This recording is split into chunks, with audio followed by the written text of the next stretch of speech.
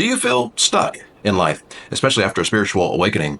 Oftentimes after waking up, we may no longer resonate with the people, places, and things that make up our current life. That can be frustrating, exhausting, and it can feel like there's no way out. But trust me, you're not alone, and you're not stuck forever, especially after listening to these 3 powerful steps to finding purpose after feeling stuck. What's up, everyone? This is Lightways. My name is David. This is your hub for all things spiritual awakening. Let's dive into 3 powerful steps to finding your purpose when you feel stuck. Now, make sure to stick around to the end of the video for step number 3, which I believe is the most powerful and transformative step, but you've got to be brave enough to actually do it.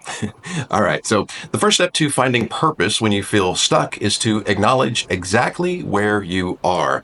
And I know it's not easy, but take a deep breath. You've been here for a while, maybe even years, and that's okay. You may feel confused, lost, or even hopeless right now. But here's the thing. You can't change what you don't confront. One more time. You can't change what you don't confront. So embrace this moment of truth and say it out loud. This is where I am. That's powerful. That's self-awareness. And it's not about blaming yourself. It's about understanding that this moment is a part of your story, not the end of it. Say that part out loud. This is a part of my story, not the end of it. Once you acknowledge where you are, you can begin to shift your energy from being stuck to taking action. The second step to finding your purpose when you feel stuck is to understand that where you are is a very normal, difficult, and temporary part of the process of evolving into the new identity. You're in what we call the spiritual void phase of your evolution, and it's a very necessary and integral part of getting onto the timeline where you actually are living fulfilled, authentic, and sovereign. Now, for more information on the spiritual void, you can go check out this video right here, The Secret to Filling the Spiritual Void. You can watch that after you watch this video. I'll link it in the description below as well.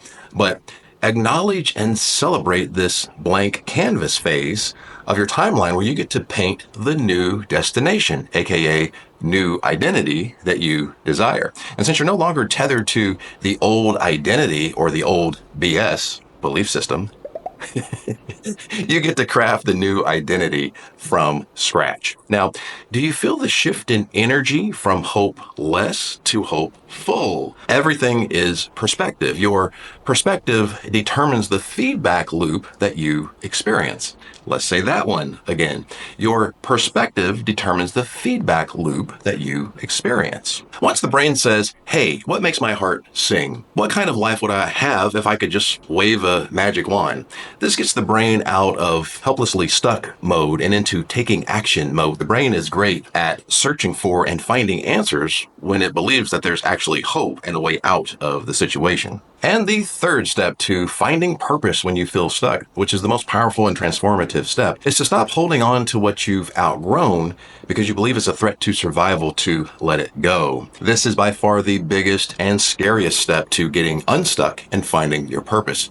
This one factor is what usually keeps people stuck in the dark night of the soul for years. The ego is all about survival of what it perceives your identity to be, or your story. The ego will throw up a bunch of fear when it knows you're wanting to let go of that last thing that defines the old identity. Why? Well, because the ego is in charge of the identity. So maybe that final key piece that's anchoring you in that old identity and keeping you stuck is a disempowering or even toxic relationship. Or maybe it's a vocation that you hate, or maybe it's an archaic fear-based religion. The ego will exacerbate all of the potential consequences of letting that final piece of the old identity go and fear you into staying stuck right where you are. Staying stuck is familiar to the ego, and the ego equates familiar with safety. But here's the thing. Your heart is not happy being stuck, but the ego is fearing you out of listening to your heart. Understand this. The ego believes that on the other side of that comfort zone, on the outside of the familiar sandbox that it's used to being in, is death, because it's outside of the familiar. But the heart knows that on the other side of fear is freedom, fulfillment, and purpose. So how do you listen to your heart over your ego to get unstuck? Take baby steps. When you've been stuck for so long, the idea of making big changes can feel overwhelming. But change doesn't happen overnight. It starts with one simple, small step. Maybe it's sending an email that you've been putting off. Maybe it's researching a new career path, or joining a support group, or just getting out of bed 15 minutes earlier to start the day in gratitude and set an intention for the day.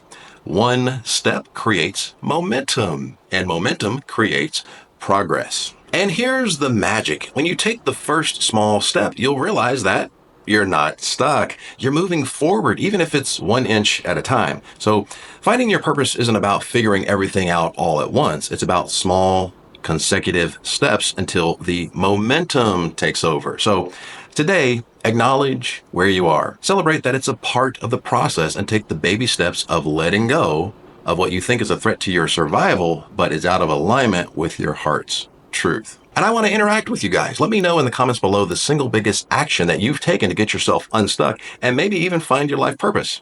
I'll see you guys in the next video. Peace.